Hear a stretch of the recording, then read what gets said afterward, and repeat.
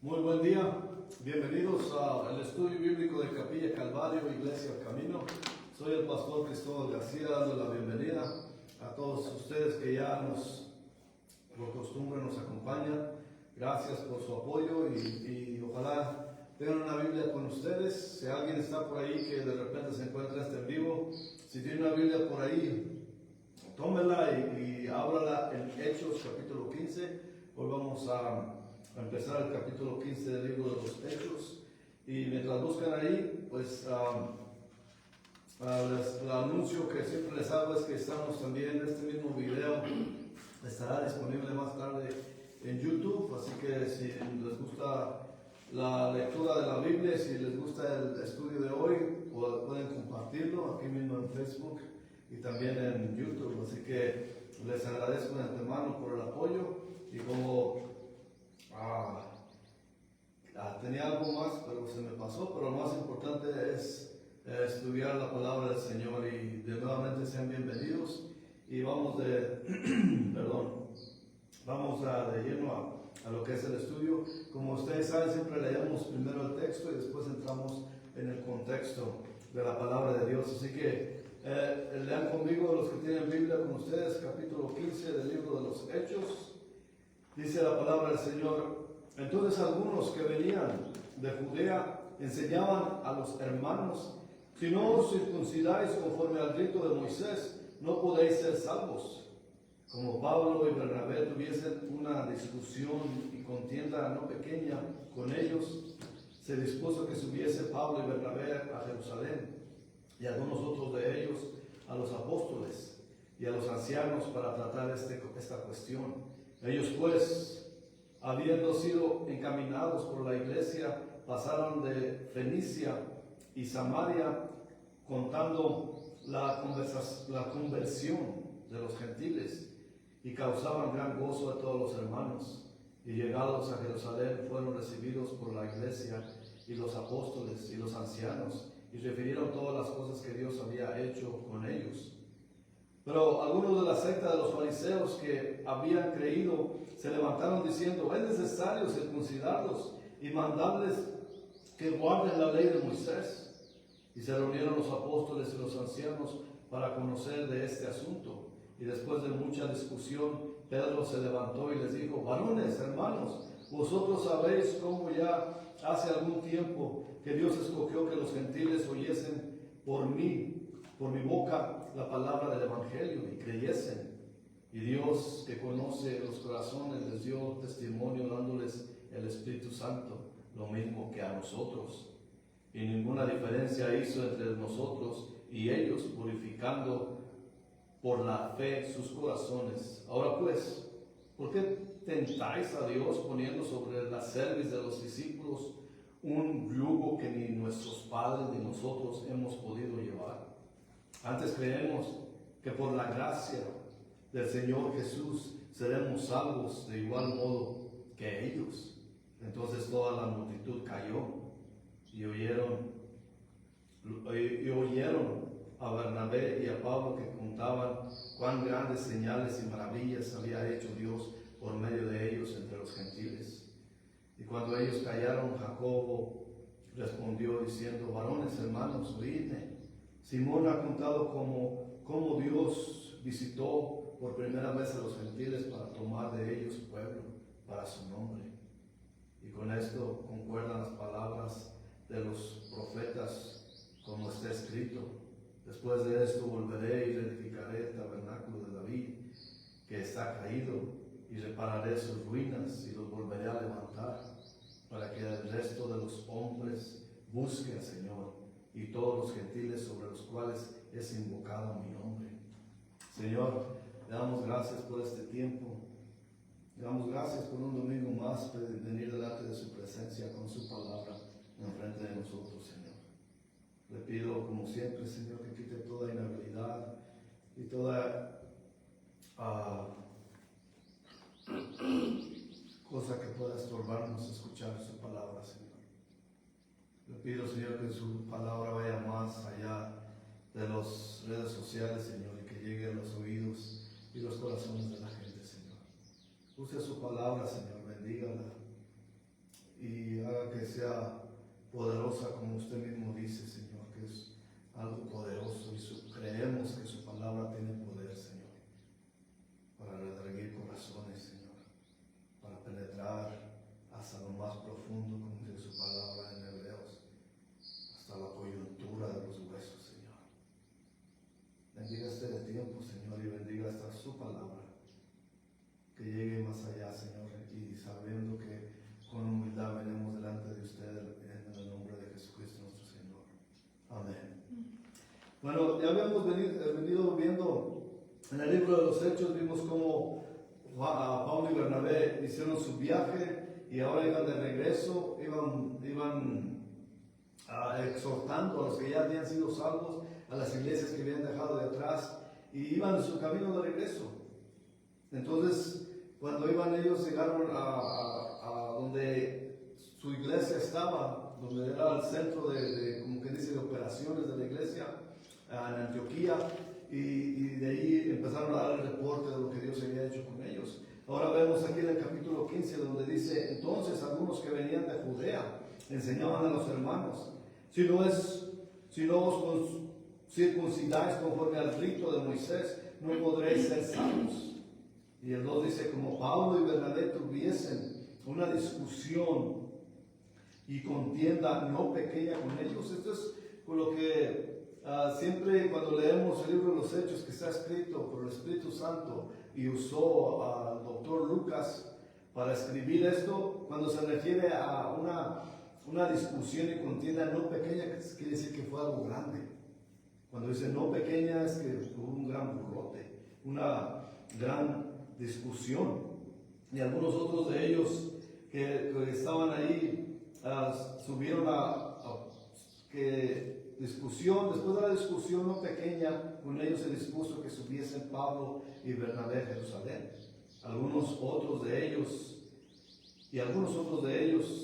a los apóstoles y a los ancianos para tratar esta discusión. Quiere decir que ellos iban donde estaban los apóstoles y los ancianos en Jerusalén. Y dice el versículo 3, ellos pues, habiendo sido encaminados por la iglesia, pasaron por Fenicia y Samaria, contando la conversión de los gentiles, y causaban gran gozo en todos los hermanos. Quiere decir que ellos no solamente viajaban, no iban a llegar a donde estaban, pero llegaban a los lugares para dar el reporte de lo que Dios había hecho. Querían que toda la gente se diera cuenta de lo que Dios estaba haciendo por medio de ellos. Y esto era de gran gozo para todos los demás hermanos. Así que no solamente iban a lugares, sino que pasando por lugares, de ahí se detenían a predicar y a dar el reporte. El versículo 4 dice, y llegados a Jerusalén fueron recibidos por la iglesia y los apóstoles y los ancianos, y refirieron todas las cosas que Dios había hecho con ellos. Así que esto, lo que Pablo y Bernabé están haciendo es, sí, van a tratar un asunto, pero cuando pasan por las poblaciones, por los lugares, llegan a animar a los hermanos y haciéndoles saber lo que Dios está haciendo. Y luego, ya como en los pasados estudios hemos visto la palabra prosélito. En el contexto de las escrituras, estos eran gentiles que se convertían al judaísmo. Cuando vimos eso antes en el libro de los Hechos, los prosélitos se referían a estos, que eran no judíos, que se hacían fieles al judaísmo y se convertían, se hacían judíos. Así que para que ellos pudieran seguir la ley de los judíos como tal. Y lo más prominente para los varones era la circuncisión, que era el pacto entre Dios y los judíos. Y todos aquellos que enseñaban la necesidad de la circuncisión a los nuevos cristianos eran llamados judaítas. Ellos básicamente querían que la fe cristiana se convirtiera en una secta judaica. En otras palabras, querían que los nuevos creyentes cristianos no judíos primero se hicieran judíos antes de hacerse cristianos. Y eso no tenía cavidad en el pacto nuevo del Señor con su pueblo. Así que ellos enfatizaban en la necesidad de ser circuncidados. Y en realidad estos que enseñan tales cosas eran, se puede decir que falsos hermanos, que le querían robar a los judíos y gentiles la libertad de Jesucristo. Quizás es es de este incidente que Pablo habla en Gálatas 2, capítulo 1 al 10. Y como no tenemos tiempo, ahí él hace ese reporte también. Pero no es sorprendente que hubiera gente en la iglesia de Jerusalén que fueran fuertes promotores de la ley de Moisés. Eran ignorantes de la relación entre la ley y la gracia. Estos eran judíos que habían sido entrenados a respetar y obedecer la ley de Moisés. Estaba la ley y sus vidas habían sido envueltas sobre la ley de Moisés. Así crecieron. Así que era difícil para ellos. Nosotros sabemos qué tan difícil es quitar costumbres, rituales de la gente, porque están acostumbrados a hacerlo y es de esa manera que ellos pensaban que estaban más cerca de Dios. Acordémonos que aquí vamos a ver en el transcurso de nuestro estudio que era un gran problema para los judíos, solamente el aceptar que los gentiles, que las personas no judías tuvieran acceso al reino de Dios y a la presencia de Dios. Eso era algo inaudito para ellos. Así que lo podemos entender nosotros porque hay gente que es sumamente religiosa en estos tiempos también. Y esa gente religiosa hace todos los rituales que los enseñaron a hacer. Y cuando les dice, tú eres libre de tener una relación con Jesús, nuestro Señor, porque eso ya lo abolió el Señor en la cruz.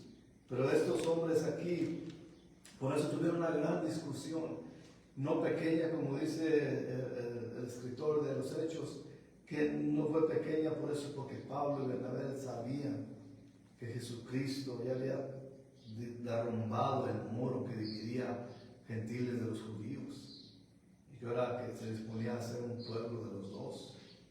Así que, como Pablo y Bernabé tuvieron una discusión muy grande, porque el legalismo es peligroso. Lo que ellos intentaban era mezclar la ley y la gracia. Y ya sabemos que la gracia somos salvos por gracia. En el libro en el Evangelio de Lucas, capítulo 5, versículo 26 al 39, dice, les digo también una parábola. Nadie corta un pedazo de un vestido nuevo y lo pone en un vestido viejo, pues si lo hace no solamente rompe el nuevo, sino que el remiendo sacado de él no armoniza con el viejo. Es que no pueden juntar lo viejo con lo nuevo.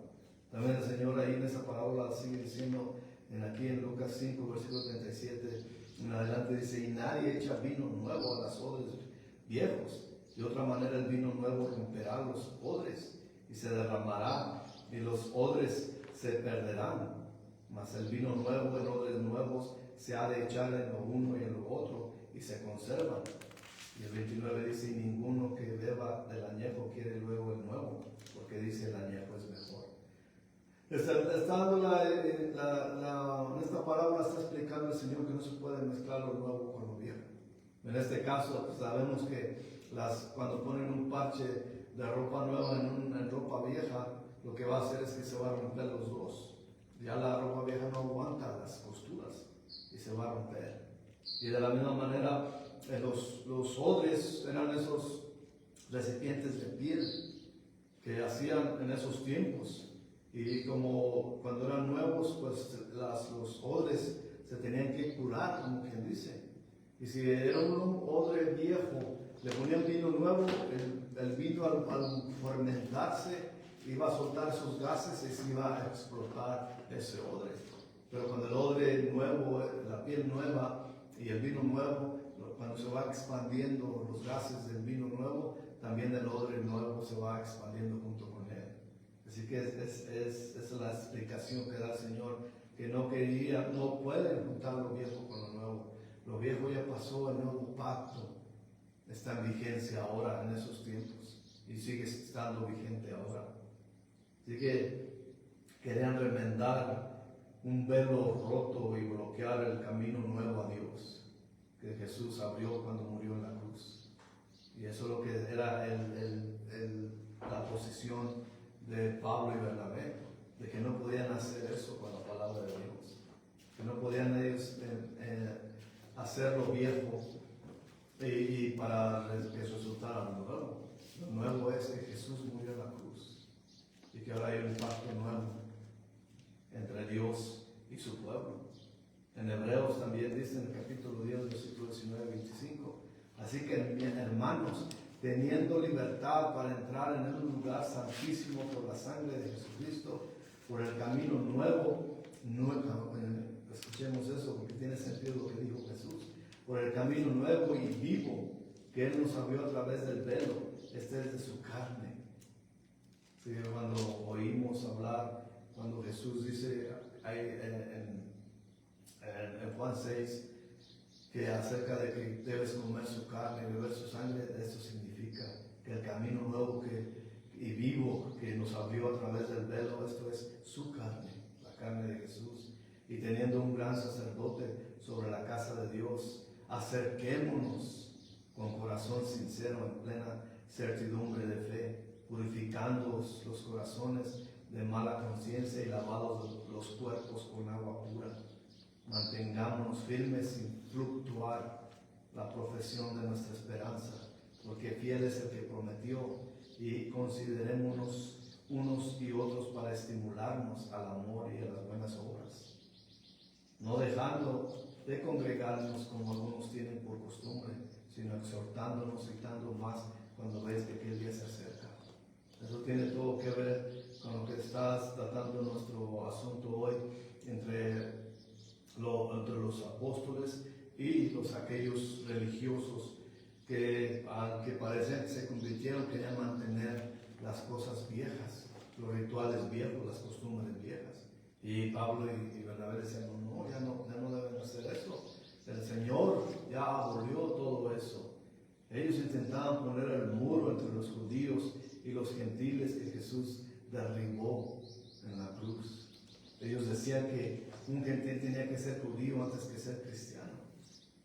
Para ellos no era suficiente confiar en Cristo, también era necesario obedecer a Moisés. Esto es importantísimo porque lo legalista religioso disminuye la obra de Jesús en la cruz, que es lo que declara el mensaje del Evangelio.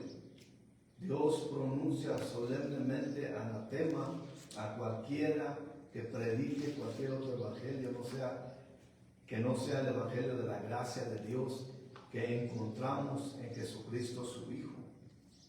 Por eso es importantísimo. No pueden decir, no, bueno, hay que aceptar esa creencia en ellos para llevarnos bien con ellos. No puede ser. El Señor lo llama anatema. No puede, cualquiera que predique cualquier otro evangelio, que no sea el evangelio de la gracia de Dios por medio de Jesucristo. No hay otro. A cualquiera que lo enseñes anatema. Y sabemos, yo hace tiempo, no sé ahora, pero había unos carteles allá afuera, aquí en este pueblo de Pajacuarán, que había una iglesia que era judaísta, se llamaba Judíos. ¿Qué es eso? Eso es lo que estamos viendo aquí. Que hay unos que quieren hacerse judíos y quieren observar, pero lo único malo que hay en ellos, que sí quieren hacerse de eso, son como sectas, que quieren nada más lo del Viejo Testamento, que no incluyen a Jesús en su creencia, y ellos hacen todo, según ellos, lo del Viejo Testamento, pero sabemos que en el Viejo Testamento se sacrificaban animales para cubrir, para tratar de cubrir sus pecados. Sabemos todos los rituales que se hacían y no los hacen. Así que esos movimientos que salen son anatema ante el Señor. También aún la religión de los religiosos que les enseñan a la gente a hacer rituales, a hacer las costumbres que hacen, todos esos rituales son inservibles ante los ojos de Dios, porque ellos descalifican o minimizan la obra de Jesucristo en la cruz. Y es lo más importantísimo que hay en cuanto a nosotros. Aunque cualquier religioso que imponga rituales y sacrificios, costumbres y reglas, están añadiendo al Evangelio y niegan la obra final de Jesucristo. Por eso Pablo escribió la carta a los Gálatas para hacerles claro que la salvación es totalmente por la gracia de Dios, por medio de la fe en Jesucristo. Y nada más, nada más. No hay leyes, no hay rituales, no hay costumbres, no hay reglas, solamente la fe en Jesucristo. Y eso es todo. Pero veamos que continúa aquí la contienda. Dice, regresando a Hechos, capítulo 15, dice el versículo 5, pero algunos de la secta de los fariseos que habían creído se levantaron diciendo, es necesario circuncidarlos y mandarles que guarden la ley de Moisés. Y se reunieron, dice el versículo 6, y se reunieron los apóstoles y los ancianos para conocer de este asunto. Así que vamos, de eso van tratando este desacuerdo, y lo tratan de frente para no fallar, y seguro que ellos, llenos del Espíritu, cuando un problema de esos emerja, ellos inmediatamente van a tratar con él. Al parecer, algunos de la secta de los fariseos era gente que creía en Jesús, según dice aquí, pero todavía se identificaban como fariseos. Vemos eso. Había otra secta, se acordarán que hemos estudiado acerca de las sectas estas de los fariseos, y había otros que eran saduceos. Pero los saduceos no había problema porque ellos ni creían en Cristo Jesús. Ellos no creían en la resurrección. Así que eso los alejaba de Jesucristo.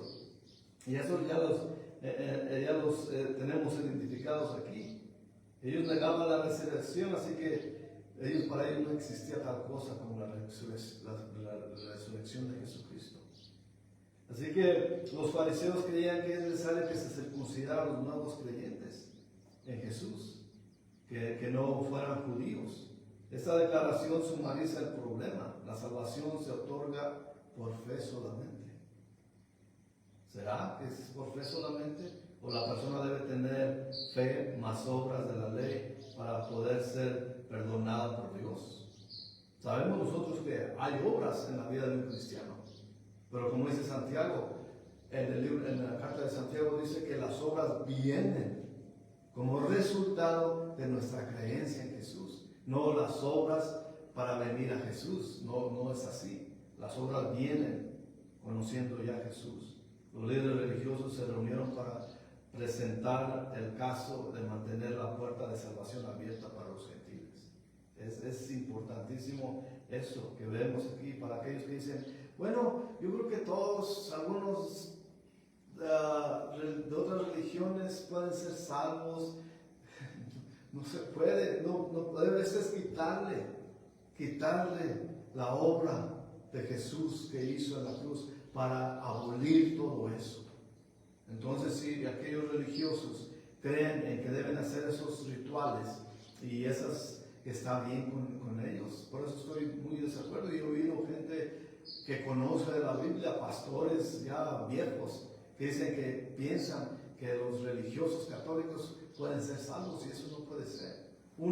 Porque ellos siguen haciendo rituales y hacen todas esas cosas que hacen todos esos y ojalá que estén oyendo algunos católicos aquí, porque todos esos rituales, que la primera comunión, que la confirmación, que todos esos rollos que hacen ahí son puros rituales, y eso es quitándole a Jesús su mérito de lo que hizo en la cruz.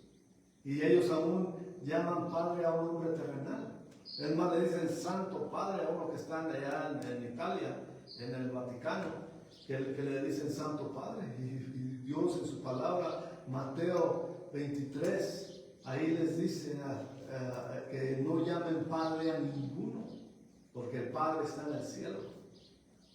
Entonces vemos todo ese problema que vemos en ese tiempo, como aquí con Pablo y Bernabé, a esos religiosos queriendo mantener su religión y querer ahora ser cristianos. Tienen que deshacerse de su religión para venir a tener una relación con Jesús. En esos tiempos también es igual. Claro que todos venimos sin saber, con un conocimiento previo en nuestras vidas de lo que era tener una comunión con Dios.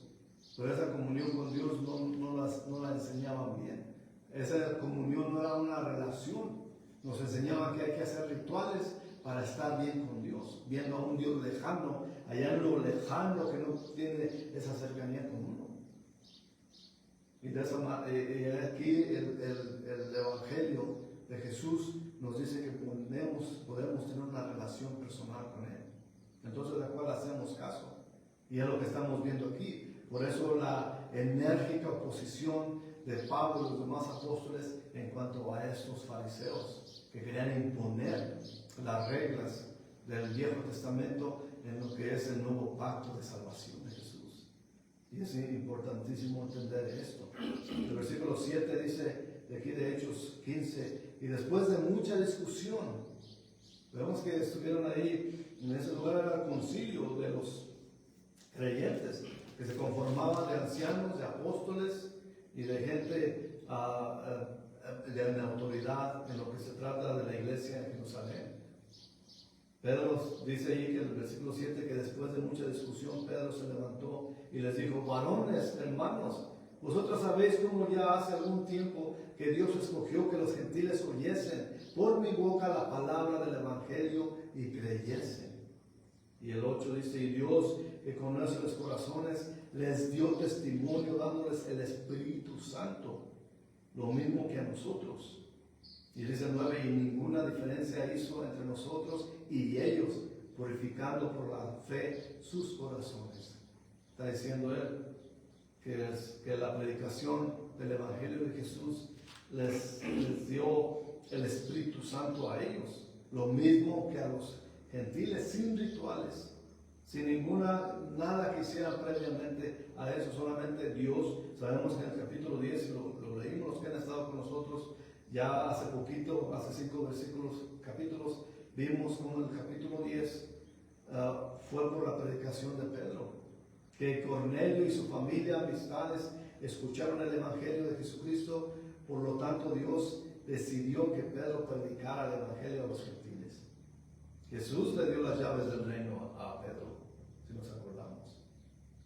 Y es un tanto cómico, pero no tiene nada de gracia, que la gente religiosa diga que Pedro está sentado en las puertas del cielo y abre con las llaves, que le dio, dicen que son llaves literales para abrir las puertas del cielo, pero sabemos que esas llaves se refieren al Evangelio de Jesús.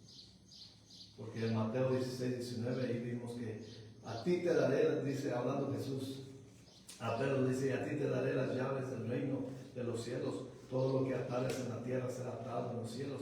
Todo lo que desatares en la tierra será desatado en los cielos. Pedro usó esas llaves, las usó en el reino de Dios en la tierra. Él no está sentado allá en una nube, es como la pintan en los dibujos o en las series o lo que sea, que lo sientan en una nube con el llavero en la mano para dejar entrar a la gente, y que Él decide quién entra y quién no. Y eso no es así. Las llaves se las dio Jesús para que le abriera la puerta. Primeramente las usó para abrir la puerta a los judíos. Eso lo vimos en el capítulo 2 en el día de Pentecostés, cuando más de 3,000 personas fueron salvas. Eso fue Pedro abriendo las llaves del cielo a los judíos. Después vimos en el capítulo 8 aquí de los libros de los Hechos cómo Dios usó a Felipe para predicarle en Samaria a los samaritanos.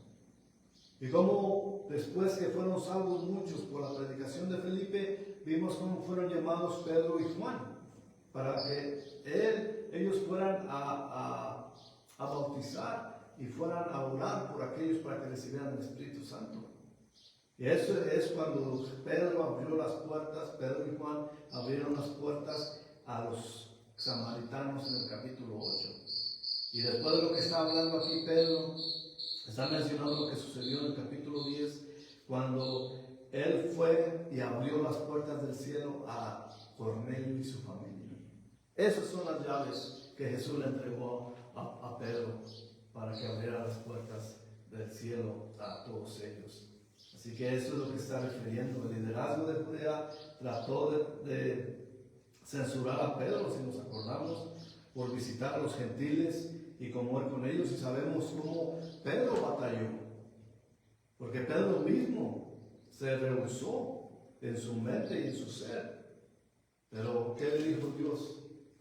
No llames impuro a lo que yo he santificado. Y eso fue lo que le convenció a Pedro de ir ahí a predicarle a los gentiles. Y de eso estamos hablando. Y sabemos cómo se metió un tanto en problemas Pedro por hacerlo ante el concilio de los demás allí. Pero sabemos que en el capítulo 11 que vimos ahí del libro de los Hechos, Pedro puso en claro que con él y su casa fueron salvos por oír y creer, no por obedecer la ley de Moisés. Además, Pedro continuó diciendo que Dios dio el Espíritu Santo a los gentiles como testimonio de que realmente eran vueltos a nacer. Y como Dios conoce los corazones, y si esa gente no fueron vueltos a nacer verdaderamente, Dios no les hubiera dado el Espíritu Santo. Entonces vemos eso que ocurre. Por ellos no recibieron el Espíritu obedeciendo la ley, pero fue por el creer en la palabra de Dios. Así que el mensaje de Pedro es: todo aquel que cree en Él recibe remisión de sus pecados. Y no todo aquel que cree en Él y obedezca la ley de Moisés. Además, Pedro aprendió en el capítulo de Dios que ya Dios no hay diferencia entre judíos y gentiles. Y luego podemos equivalar lo que está pasando aquí en ese tiempo en la iglesia temprana a lo que pasa hoy en día con los religiosos. Es que todo aquello que le aumente a la fe en Cristo, que digan tienes que tener fe en Cristo más hacer estos rituales, más tienes que hacer estas reglas, eso son anatema, y el anatema quiere decir son malditos. Así que la relación con Dios no es jugarreta. La religión que te aleje de Jesús no es el juego. Porque la religión, si te aleja de Jesús, si ponen a Jesús en segundo término, te están alejando de Él. Y no te están dejando que tú seas salvo. Y el Espíritu Santo no es dado a aquel que no cree en Jesucristo nuestro Señor, como vimos aquí.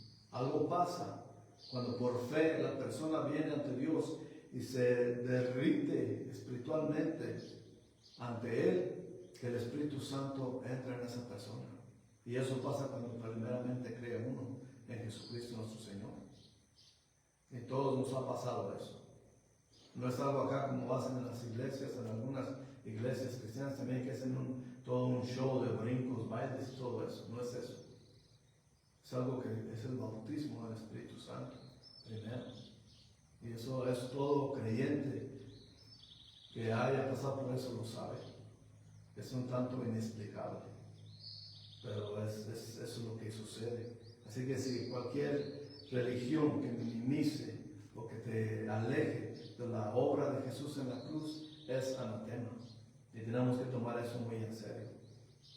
Hay algunos que han oído el verdadero evangelio y lo rechazan porque quieren continuar en la misma religión que tienen, pero que sepan que no tienen una relación con Jesucristo. ¿Sí? Regresando aquí a capítulo 15 de los Hechos, dice el versículo 10: ahora pues, ¿por qué tentáis a Dios? Es Pedro continuando hablando. ¿Por qué tentáis a Dios poniendo sobre la cerviz de los discípulos un yugo que ni nuestros padres ni nosotros hemos podido llevar?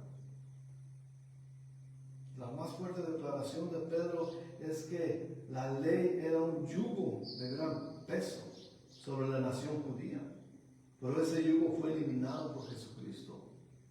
Porque la ley, sabemos que la ley hay que respetarla todavía. Pero ¿qué hace la ley en nuestras vidas? Nos dice lo pecadores que somos, porque fallamos en ella. Pero Jesucristo quitó ese yugo de la cerviz, como que decir de nuestros lomos, hablándolo claramente, quitó ese yugo. En el Mateo vemos cómo Jesús, Mateo 11, versículos 28 y 30, como dice: venid a mí todos los que estáis trabajados y cargados, y yo os haré descansar. Llevad mi yugo sobre vosotros y aprended de mí, que soy manso y humilde de corazón, y hallaréis descanso para vuestras almas, porque mi yugo es fácil y ligera mi carga.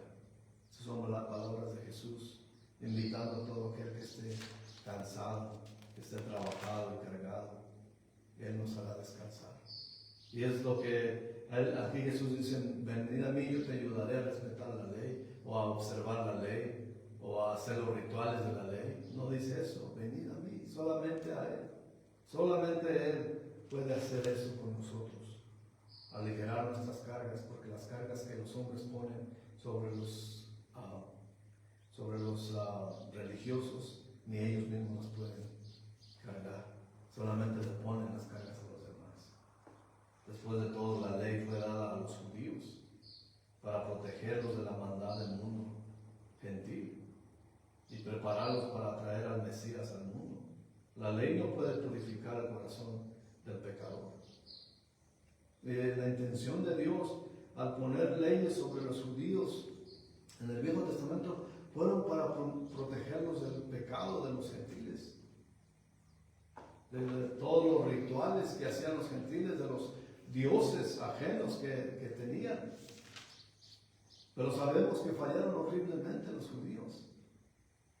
Pero esa era la intención de Dios, de mantenerlos limpios y puros y que fueran un ejemplo ante el mundo, de tener una relación pura y justa con Dios. Pero fallaron.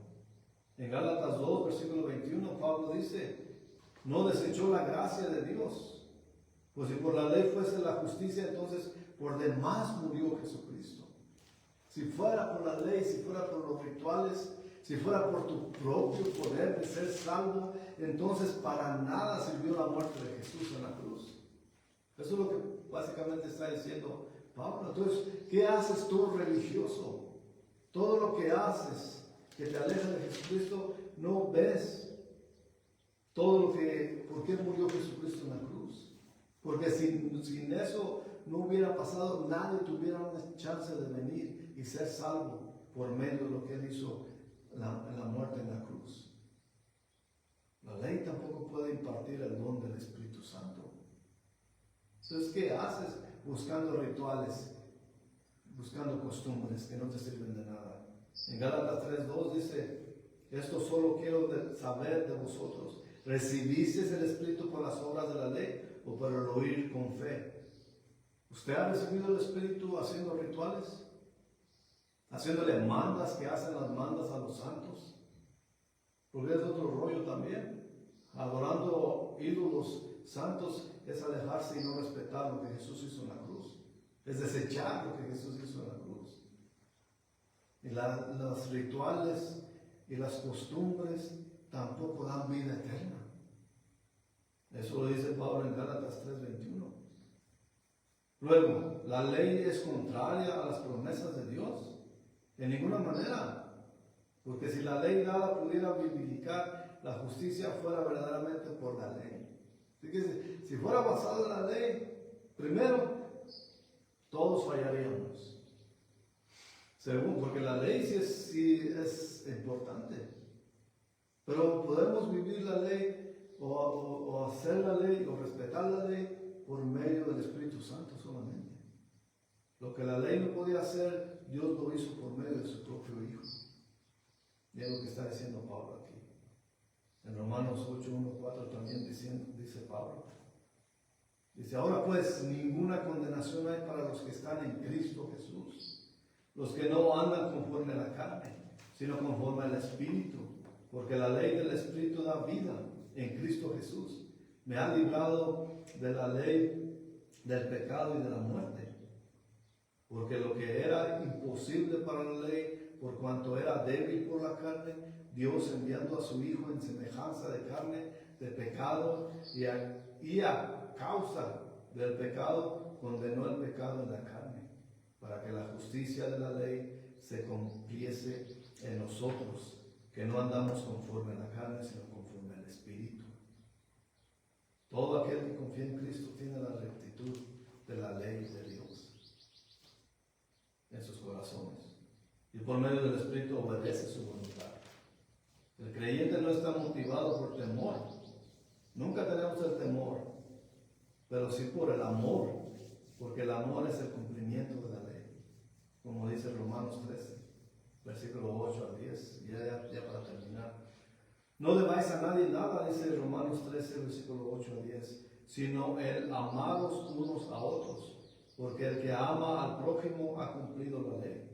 Porque no adulterarás, no matarás, no hurtarás, no dirás falso testimonio, no codiciarás, y cualquier otro mandamiento en esta sentencia se resume en amarás a tu prójimo como a ti mismo.